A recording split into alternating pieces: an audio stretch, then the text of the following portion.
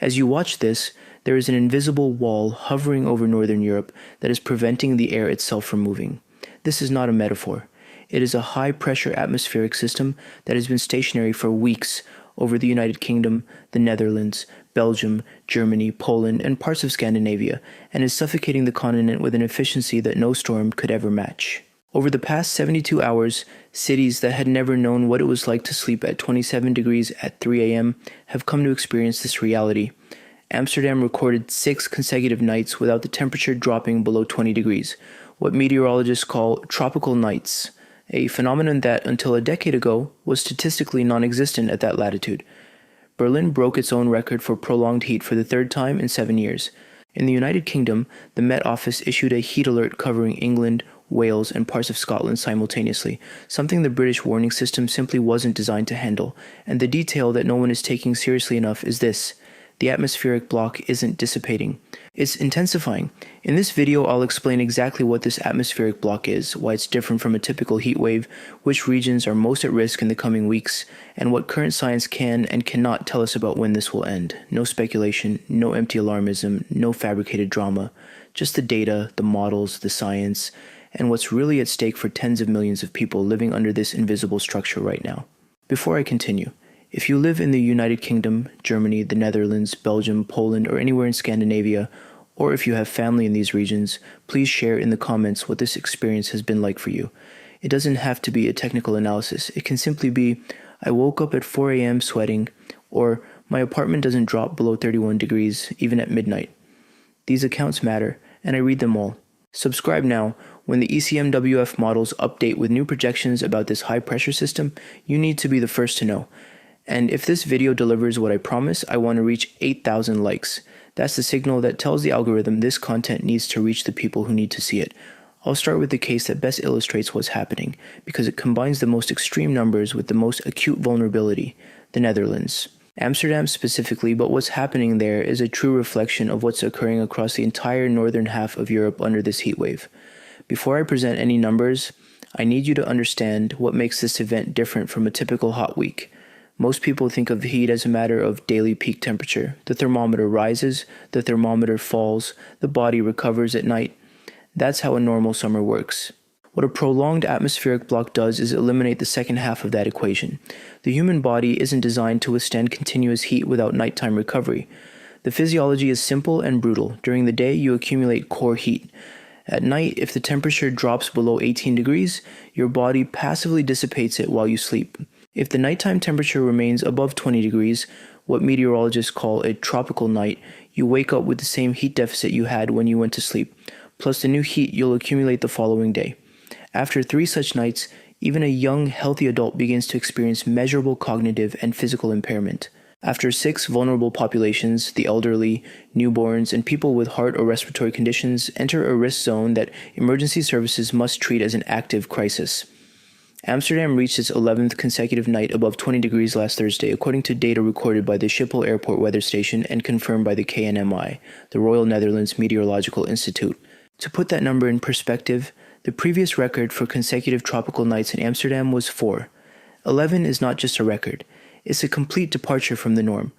The KNMI classified the event as unprecedented in any historical record available for this region, and the available records date back to 1901. The daily high temperature in Amsterdam reached 38.2 degrees Celsius at the peak of the lockdown, but that's not the figure that worries epidemiologists. The figure of concern is the wet bulb temperature, the measure that combines heat and humidity and determines whether or not the human body can cool itself through perspiration. On the most severe days of the lockdown, the wet bulb temperature in parts of northern Netherlands reached 28 degrees, very close to the 35-degree threshold above which no human can survive for more than a few hours, even at complete rest.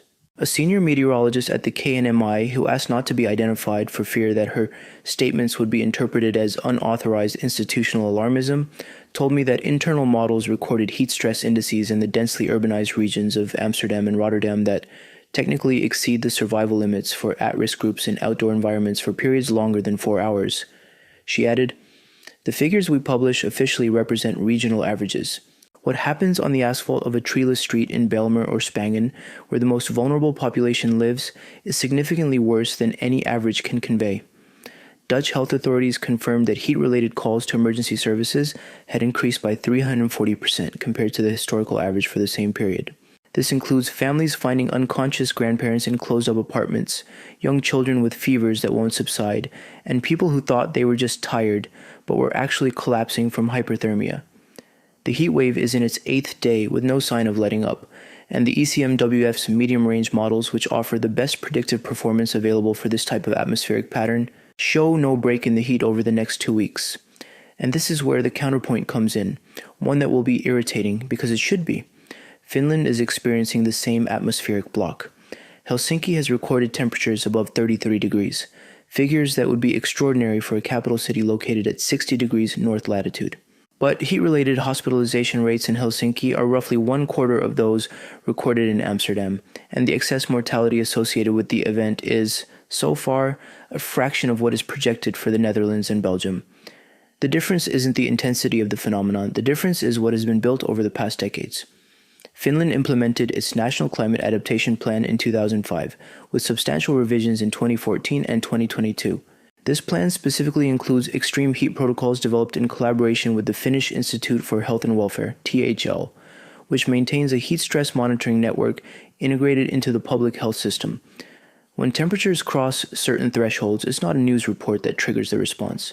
It's an automated system that opens cooling centers, sends alerts to registered caregivers of elderly people living alone, and bolsters emergency staff before peak demand hits. The Netherlands has a heat response plan. The problem is that it was designed for heat waves lasting 4 to 6 days, not for lockdowns lasting 2 to 3 weeks. Helsinki prepared for what the climate is becoming. Amsterdam prepared for what the climate used to be. The difference between the two isn't luck. It isn't the intensity of the phenomenon. It's the gap between preparing infrastructure for the past and preparing infrastructure for the future that has already arrived. The heat wave does not respect national borders, and the map of its impact is far broader than any single news report is managing to capture. In the United Kingdom, the Met Office recorded 34.7 degrees in Cambridge at the peak of the event, the third time in 5 years that the city's all-time record has been broken.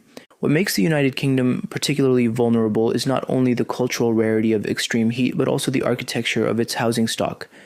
85% of British homes were built without any consideration for active or passive cooling, because historically it wasn't necessary.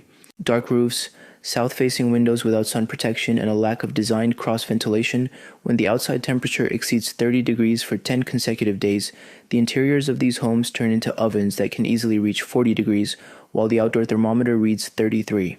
The NHS, the British National Health Service, is operating with ward capacity already strained by summer demand, and emergency physicians in Manchester and Birmingham whom I consulted described triage units processing a volume of heat-related cases that is unprecedented in any previous summer. In Belgium, the Royal Meteorological Institute, IRM, reported that Liège and Charleroi remained above 38 degrees for 6 consecutive days, and these are industrial cities with a high density of asphalt and concrete infrastructure that amplifies the urban heat by an additional 3 to 5 degrees above the temperature of the surrounding countryside, a phenomenon known as the urban heat island effect. In Germany, the German Weather Service, DWD, issued the highest heat warning level, dark red, for 13 federal states simultaneously, including Bavaria, North Rhine-Westphalia, and Saxony. The Rhine River, one of Central Europe's main arteries for transporting commodities, is below the minimum navigable level at 6 monitoring points, which is beginning to impact the transport of coal, chemicals, and grain. In Poland, Warsaw recorded its longest streak of days above 35 degrees since records began in 1779. Poland's railway infrastructure, much of which was built during the Soviet era, is suffering from warped tracks that are causing delays and speed restrictions on critical lines.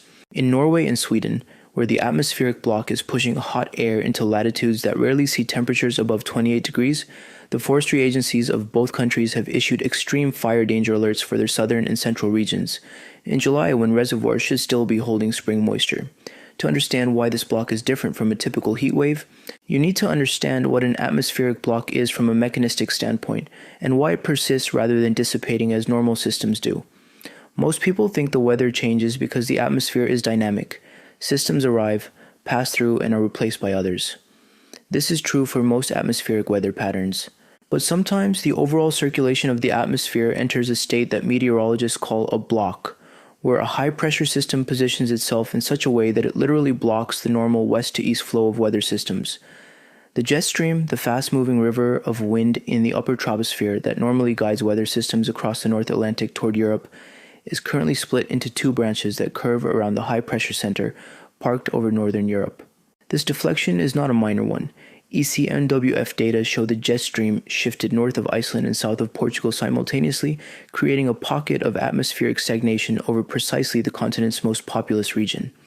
The mechanism behind the formation of this block is linked to the anomalous warming of the surface waters of the North Atlantic and the North Sea, temperatures that in July 2025 were already between 1.8 and 2.4 degrees above the historical average. According to reanalysis data from the Copernicus Climate Change Service, warmer water, which releases more energy into the atmosphere, alters the pressure gradients that normally keep the jet stream in a more linear and dynamic pattern. The result is a weaker, more meandering jet stream that is more prone to getting stuck in persistent patterns. The wet bulb temperature is the measure that most people have never heard of, but that ultimately determines whether the heat will be fatal. A standard thermometer measures the heat of dry air. The wet bulb temperature measures heat combined with the humidity, and it is what determines whether human perspiration can function as a cooling system. Above 35 degrees on the wet bulb scale, sweating ceases to cool the body even at rest and in the shade. The body begins to accumulate core heat with no mechanism for dissipating it. In healthy adults, this leads to death within a matter of hours. What is happening in the Netherlands and the United Kingdom is not reaching that extreme threshold in most measurements, but it is approaching it in urban microenvironments, especially on upper floors of old unventilated buildings, in cars left in the sun, and in areas with a high density of asphalt and low tree cover. What mainstream journalism will cover regarding this event is what you already know: the temperatures, the alerts, perhaps the death toll once excess mortality data is compiled weeks later. What mainstream journalism won't cover, because it requires a second and third step that the logic of daily news reporting doesn't allow for, is the chain of consequences that this lockdown is setting in motion now and that will unfold over the coming months. First level, the immediate effects. In addition to deaths from hyperthermia, which in the Netherlands, Belgium, and the United Kingdom combined are already projected to result in hundreds of excess deaths from this event, with final data not available until September, healthcare systems are absorbing a demand that compromises their ability to respond to everything else. Elective surgeries are being postponed to free up hospital beds. Healthcare professionals working in environments as hot as 35 degrees, because the air conditioning systems in older hospitals were not designed for this load. Emergency responders and paramedics who are themselves exposed to extreme heat while responding to calls, which means that the response system itself is being degraded by the very phenomenon it is supposed to combat. Second level, and this is where the story gets really complicated. Northern European crops, wheat, barley, sugar beets, potatoes, depend on a temperature regime that does not include prolonged heat waves in July. The European Commission's Agricultural Monitoring Service, MARS, has already issued warnings of downward revisions to harvest projections in Germany, Poland, and the Netherlands for this year's crop. This is not speculation, it is direct satellite observation correlated with field data. When European harvests decline simultaneously across multiple producing countries, prices for staple foods rise throughout the supply chain, including in countries not directly affected by the lockdown, because the European commodities market is integrated. Lower income populations who spend a proportionally larger share of their income on food bear the brunt of the impact disproportionately. Third level, but the chain doesn't end here. The soil in northern Europe, which has gone weeks without significant precipitation under the heat wave, is developing a severe water deficit. When fall arrives and the rain systems return, and they will return, with the energy accumulated throughout this stagnant atmosphere, they will encounter soil hardened by drought, unable to absorb the precipitation it would normally absorb. The risk of fall and early winter flooding, especially in the Rhine, Meuse, Elbe, and Vistula River basins, is significantly heightened by the very same high-pressure system that is currently causing the drought. Fourth level, and what few are saying is that critical infrastructure systems, power grids, rail lines, nuclear reactor cooling systems that depend on river water within specific temperature ranges are being stressed in ways that the engineers who designed them simply did not anticipate. In France, where EDF operates reactors that require water from the Loire and Rhone rivers for cooling, production reduction protocols have already been activated at 3 facilities because the river water temperature is outside authorized operating limits. This reduces electricity generation capacity just as demand for air conditioning is at its peak, which puts additional pressure on European interconnection grids that are importing power to compensate. If you're in any of the affected regions, the actions that matter now are concrete and immediate. First, stay hydrated before you feel thirsty. By the time you feel thirsty, you're already in the early stages of dehydration. The protocol recommended by the RIVM, the Dutch National Institute for Public Health, is to drink at least 250 milliliters every hour during peak heat hours between 10 a.m. and 6 p.m. Second, identify the coolest spot in your home, usually the lowest floor or a north-facing room with the least direct sunlight, and organize your routine so you spend the peak hours there. Third, check today to make sure your elderly neighbor, a family member with a chronic health condition, or anyone in a vulnerable situation in your immediate circle has access to water and ventilation and knows who to call if they need help. A 2-minute phone call can be the difference between a crisis that's resolved and a tragedy that's discovered days later. Fourth, download your country's weather service app, the Met Office in the UK, the KNMI in the Netherlands, the DWD in Germany, the IRM in Belgium, the IMGW in Poland, and turn on alert notifications. These systems issue real-time updates that arrive before the news. I'll continue to closely monitor the ECMWF models and Copernicus updates on how this high-pressure system is developing. When there's a significant change in the forecast, for better or for worse, I'll be back with an immediate update. This community has been extraordinary during this time. The reports coming in through the comments from people in Amsterdam, Berlin, Manchester, and Warsaw tell me that you're taking this seriously, and that matters. Share this video with someone who lives in one of the affected regions. The right information coming from the right source at the right time can literally save a life. Take care of yourselves. Stay in the shade wherever you can. And I'll see you in the next update.